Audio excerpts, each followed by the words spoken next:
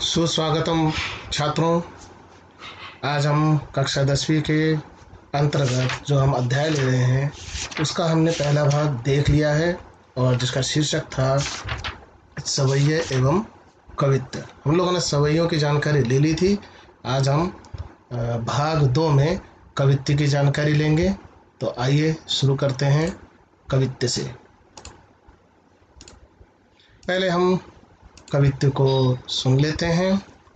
डार द्रुम पल न बिछोना नव पल्लव के, सुमन झिंगोला सोहे तन छवि भारी दे। पवन झुलावे के किकिर बतरावे देव, कोकिल हलावे हुल सावे कर तारी दे। पुरित पराग सो उतारो करे रायनोन, पुरित पराग सो उतारे करे रायनोन। कंजकली नायिका लतान सिर सारी दे, मदन महिप जुको बालक बसंत ताही, मदन महिप जुको बालक बसंत ताही। प्रातः ही जगावत गुलाब चटकारी दे, प्रातः ही जगावत गुलाब चटकारी दे, प्रातः ही जगावत गुलाब चटकारी दे। इस कवित्त की सबसे बड़ी विशेषता यह है कि इस कवित्त में बालक जो बना है वो वसंत ऋतु है। शायद ये अनोखा प्रयोग देवदत्त द्विवेदी जी ने अपने इस कवित्त में किया है, जहाँ पर वसंत रूपी बालक को यहाँ प्रकृति जो है तरह तरह से उसका मनोरंजन कर रही है और उसके लालन पोषण में अपना योगदान दर्शा रही है। और बड़ा ही मनोहारी दृश्य इस जगह पर बालक वसंत का कवि ने यहाँ पर चित्रित किया है। आइए देखते हैं कि क्या कहना चाहता है कवि अपने इस कविता के माध्यम से। हम सभी जानते हैं कि वसंत ऋतु जब आ जाती है तब पेड़ों पर नए नए पत्ते खिल जाते हैं, पत्ते आ जाते हैं, नए नए पत्तों से, हरे भरे पत्तों से जो है वृक्ष लद जाते हैं। और जो यहाँ पर वसंत रूपी बालक है वह जो है कवि कह रहा है कि डार धूम पल न बिछोना नव पल्लव के। कवि कह रहा है कि एक पेड़ पर एक पालना लगा दिया गया और उस पर पत्ते जो हैं उसके बिछोना है। सुमन झिंगोला सोहे तन छवि भारी दे। हम जानते हैं कि छोटे बच्चों को जो है एक झबला पहनाया जाता है, जो कि झिंगुला के तौर पर इस जगह पर कवि ने बताया। झिंगुला शब्द उस जगह पर प्रयोग में लाया है।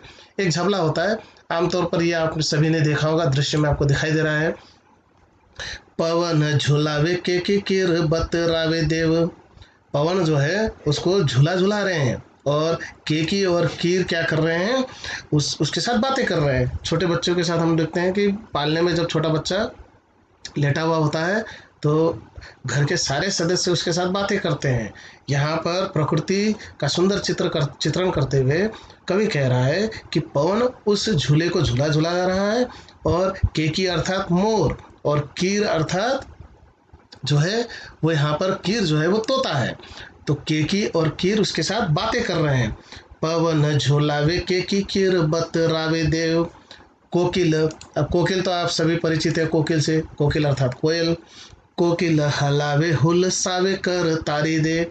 और कोकिल क्या कर रही है, जो पालने को धीरे धीरे मध्यम मध्यम उसको झूला झुला रही है और साथ में तालियां भी बजाते जा रही है। हम लोग जानते हैं बच्चों को हम तरह तरह से लुभाने का प्रयास करते हैं, तो उसी प्रकार से यहाँ पर प्रकृति में भी विविध प्रकार के जो दृश्य यहाँ पर कवि ने खींचे हैं और वो कह रहा है कि किस प्रकार से उसका बच्चे का मनोरंजन कर रहे हैं। पुरित पराग सो उतारो करे रायनोन। हम लोग जानते हैं कि बच्चों को नजर न लगे इसके लिए हम लोग क्या करते हैं, नजर उतारने के लिए राई नोन अर्थात राई अर्थात सरसों, नोन अर्थात नमक, सरसों और नमक से माफ़ कीजिए, सरसों और नमक से उसकी आरती उतारी जाती है, उसकी नज़र उतारी जाती है और इस प्रकार से उसको नज़र से बचाया भी जाता है। कंजकली नायिका लतान सिर सारी दे। कंजकली अर्थात जो कमल का पुष्प है जो खिला हुआ नहीं है, अर्थात नव यौवन में प्रवेश कर चुकी नायिका जो है लतान सिर सारी दे। और वो क्या कर रही है, लताओं की सारी अर्थात साड़ी ओढ़कर खड़ी है वहाँ पर। मदन महिप जुको बालक बसंत ताही। यहाँ पर कवि बड़ा सुंदर चित्र प्रस्तुत कर रहा है और कह रहा है कि बालक जो है वो मदन, मदन अर्थात राजा, महीप अर्थात राजा, और मदन अर्थात कामदेव। कामदेव जो है, कामदेव रूपी बालक जो है वो इस प्रकार से, देखो हम आपको यहाँ पर दिखाई दे रहा होगा कि किस प्रकार से कली खिल रही है। चलिए आगे बढ़ते हैं अगली पंक्ति की तरफ। मदन महीप जुको बालक वसंत ताही। यहाँ पर कामदेव जो है वो राजा, कामदेव राजा जो है वो बिल्कुल वसंत के बालक के समान दिखाई दे रहे हैं। वसंत ऋतु जो है वो कामदेव के समान सुंदर दिखाई दे रहे हैं। और ऐसे वसंत रूपी बालक को गुलाब क्या कर रहा है? गुलाब की कलियां सुबह सुबह चुटकी बजाकर इस बालक को बड़े प्यार से जगा रही है, उठा रही है। प्रातः ही जगावत गुलाब चटकारी दे, प्रातः ही जगावत गुलाब चटकारी दे। चलिए कविता का सार संक्षेप में फिर से एक बार देख लेते हैं। पेड़ की डाली पर वसंत रूपी बालक का पालना है या पलना है, और एक नए नए पत्ते, निकले पत्ते इस बालक का नर्म बिछोना है। इस बालक के शरीर पर फूलों का झबला सुंदर लग रहा है। हवा के झोंके पलने को झुला रहे हैं, और पेड़ पर बैठे तोते और मोर इस बालक के साथ बातें कर रहे हैं। कोकिला अपनी मधुर ध्वनि से बालक का मन बहला रही है।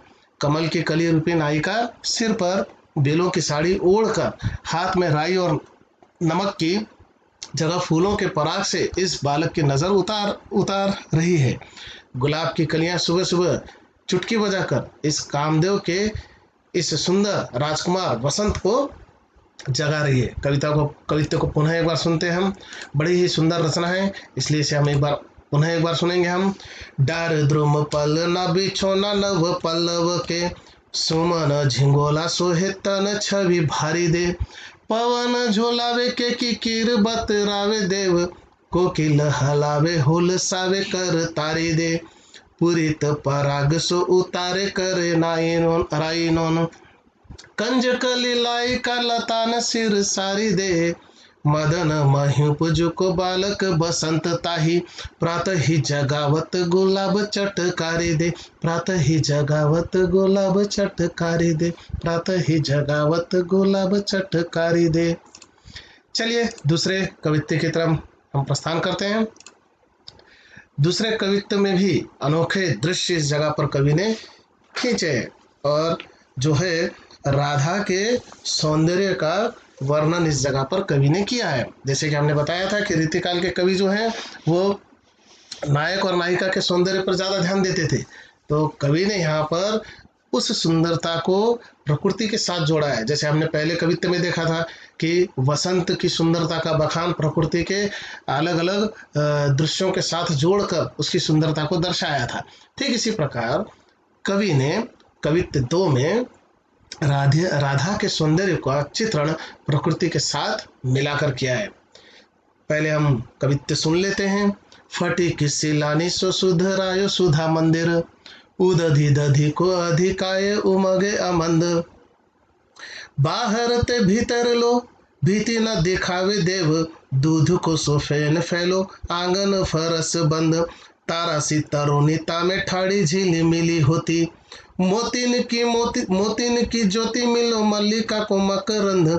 आरसी से अंबर में आभासी उजारी लगे, प्यारी राधिका को प्रतिबिंब सो लगत चंद, प्यारी राधिका को प्रतिबिंब सो लगत चंद। बड़ा ही सुंदर दृश्य इस जगह पर देव ने दिखाया है, दर्शाया है। फटिक जो होता है एक प्राकृतिक क्रिस्टल होता है, स्फटिक भी कहते हैं उसे, और इसका उपयोग करते हुए, इस चीज़ को दर्शाते हुए कवि ने क्या किया है, राधा के सौंदर्य को इस जगह पर चित्रित किया है। फटिक सिलानी सो सुधरायो सुधा मंदिर। आप दृश्य देख पा रहे हैं कि किस प्रकार से चंद्रमा सामने है, और सिलानी अर्थात शिला या फिर पर्वत, पहाड़ों पर जो है फटिक का जो एक पहाड़ है वो दिखाई दे रहा है। सुधरायो सुधा मंदिर, ऐसा लग रहा है जैसे कि एक सुंदर मंदिर उस जगह पर दिखाई दे रहा है हमें। उदधि, अब यहाँ पर बड़ी अच्छी बात इस जगह पर दर्शाइए। उदधि जो होता है वो समुद्र कहलाता है, और दधि जो है वो जो है दूध है। तो बड़ा ही सुंदर इस जगह पर दृश्य बताया। उदधि दधि को सो अधिकाय उमगे अमंद। कवि कह रहा है कि उदधि अर्थात समुद्र जो कि दूध का बना है और वह उमड़ रहा है, जो कहीं भी कम नहीं हो रहा है। अमंद अर्थात जो कम ना हो। उमगे अर्थात उफान पर है, उमड़ उमड़ कर। हम लोग जानते हैं समुद्र के किनारे जब हम खड़े हो जाते हैं तो लहरें उमड़ उमड़ कर सामने आती है, ऊंची ऊंची लहरें आती है। तो कवि ने उसी चीज को यहाँ बताया है कि ऐसा लग रहा है जैसे दूध का समुद्र जो है उमड़ उमड़ कर सामने आ रहा है। बाहर ते भीतर लो भीति न दिखावे देव।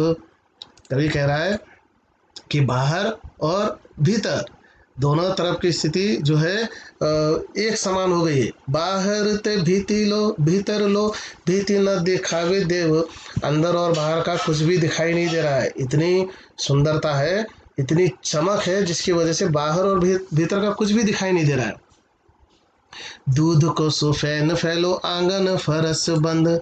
कवि कह रहा है कि दूध का फैन अर्थात झाग चारों तरफ फैल गया है, और आंगन जो है जिस जगह पर जिस मंदिर के पास का चित्रण यहाँ पर कवि कर रहा है वो कह रहा है कि आंगन जो फरस बंद है वो भी चमचमा रहा है, चमक रहा है, एकदम दूध जैसा दिखाई दे रहा है। आगे देखिए, तारा सी तरुणिता में ठाड़ी झील मिली होती। आगे कवि कह रहा है कि तारा के समान एक तरुणी अर्थात एक युवती अर्थात एक महिला उस जगह पर खड़ी है जो झिलमिला रही थी, बिल्कुल तारों के समान। तारा सी तरुणिता में ठाड़ी झील मिली होती। आगे की पंक्तियों की तरफ ध्यान दीजिए। मोतिन की ज्योति मिलो मल्लिका को मकरंद। मोती से तो आप सभी परिचित है, समुद्र से सिंपली निकाली जाती है और सिंपली में मोती निकलते हैं। तो ये जो मोती होते हैं ये बड़े चमकीले और अच्छे माने जाते हैं। कई लोग तो इसकी अंगूठियां बनाकर अपने ऊपर आने वाले विपदाओं से बचने का पर्याय खोजते हैं, और शरीर को संतुलित, शरीर का तापमान और शरीर के विविध रसायनों को नियंत्रित करने का प्रयास भी इन मोतियों के माध्यम से किया जाता है। लेकिन कवि ने यहाँ बड़ी अच्छी बात कही है कि मोतिन की ज्योति मिलो मल्लिका को मकरंद। और जब इस प्रकार की स्थिति आ जाती है कि मोतियों की ज्योति से मल्लिका जो है बेले की जाति का एक सुंदर फूल है, वो जो फूल है उसके समान यहाँ पर नायिका दिखाई दे रही है। सफ़ेद रंग का फूल है और बड़ा ही सुंदर दृश्य इस जगह पर दिखाई दे रहा है। ये देखिए यहाँ पर मल्लिका पुष्प भी आपको दिखाया गया है। मोतिन की ज्योति मिलो मल्लिका को मकरंद। अगली पंक्तियों की तरफ ध्यान देते हैं। मल्लिका के फूल देख लीजिए और मोतियों की तुलना उसके साथ की गई है, और बताया गया है कि ऐसा लग रहा है जैसे मोती के समान मल्लिका के फूल खिले हुए हैं, जो कि नायिका है। आरसी से अंबर में आभासी उजारी लगे। आरसी जो होता है वो उससे आप सभी जन परिचित होंगे। आरसी अर्थात दर्पण। यहाँ पर दर्पण दिखाया गया है, और आभा जो है वो चंद्रमा की चांदनी से एकदम साफ सुथरी सुंदर ऐसे प्रकाश, निश्चल स्वच्छ प्रकाश छन कर नीचे आ रहा है। और कवि कह रहा है आरसी से अंबर में आभासी उजारी लगे। अब बड़ा ही सुंदर दृश्य इस जगह पर दिखाया है कि आरसी जो है वो अंबर है, अंबर अर्थात आकाश, और उसकी जो सुंदरता है वो दिखाई दे रही है चंद्रमा की वजह से, चमचमा रहा है, उसकी चांदनी छन कर नीचे आ रही है। लेकिन कवि ने दृश्य को उल्टा कर दिया है। आसमान को अर्थात अंबर को दर्पण बताया है, और इस दर्पण में जो चंद्रमा है वो है राधा। अगली पंक्तियों में ध्यान देंगे हम। कवि कह रहा है कि आरसी से अंबर में आभासी उजारी लगे। आरसी से अंबर में आभासी उजारी लगे, प्यारी राधिका को प्रतिबिंब सो लगत चंद। देखिए कितना सुंदर दृश्य चित्रित किया है कवि ने इस जगह पर। कवि कह रहा है कि आसमान जो है वो एक दर्पण है, और इस दर्पण में चंद्रमा जो है वो प्यारी राधा का प्रतिबिंब है। मतलब दृश्य ही उल्टा कर दिया है। हम जानते हैं कि चंद्रमा की चांदनी से पृथ्वी के सारे दृश्य, सारे चर अचर जीव सृष्टि हमें दिखाई देने लग जाती है। चांदनी जितनी ज़्यादा प्रखर होगी उतने स्पष्ट तौर पर हम बाहर देख पाते हैं। लेकिन यहाँ दृश्य उल्टा हो गया है कि राधिका का जो प्रतिबिंब है वो ही चंद्रमा है।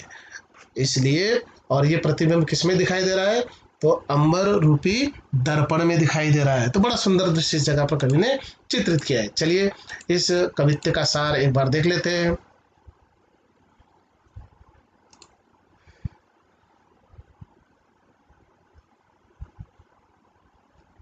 हाँ, संगमरमर की शिलाओं से आसमान में अमृत रूपी मंदिर बना हुआ है। चांदनी की सफेद दही के समुद्र की तरह तीव्र गति से उमड़ रही है। ये मंदिर पारदर्शी है, इसमें कहीं भी कोई दीवार दिखाई नहीं देती। बहती हुई चांदनी मानो दूध की झाग बनकर मंदिर के आंगन का फर्श बन गई है। इस मंदिर में झिलमिलाते तारे रूपी तरुणियों के जगमगाते सौंदर्य में मोतियों की चमक और मल्लिका नामक फूल का मकरंद शामिल है। ऐसा प्रतीत होता है कि आसमान के दर्पण में चांदनी ही इसकी चमक है और इस दर्पण में राधा अपना चेहरा निहार रही है और उसके चेहरे के बदले आई आईने में चांद प्रतिबिंबित हो रहा है। बड़ा सुंदर दृश्य इस जगह पर दिखाया है। चलिए इस कवित्व को पुनः एक बार हम सुन लेते हैं। फटिक सिलानी सो सुधरायो सुधा मंदिर, उदधि दधि को सो अधिकाय उमगे अमंद, बाहर ते भीतर लो भीतर न दिखावे देव, दूध को सो फैन फैलो आंगन फरस बंद, तारा सी तरुणिता में ठाड़ी झीली मिली होती, मोतिन की ज्योति मिलो मल्लिका को मकरंद, आरसी से अंबर में आभासी उजारी लगे प्यारी राधिका को प्रतिबिंब सो लगत चंद, आरसी से अंबर में आभासी उजारी लगे प्यारी राधिका को प्रतिबिंब सो लगत चंद, प्यारी राधिका को प्रतिबिंब सो लगत चंद, प्यारी राधिका को प्रतिबिंब सो लगत चंद। चलिए आप सभी का धन्यवाद। पुनः हम मिलेंगे नए अध्याय में।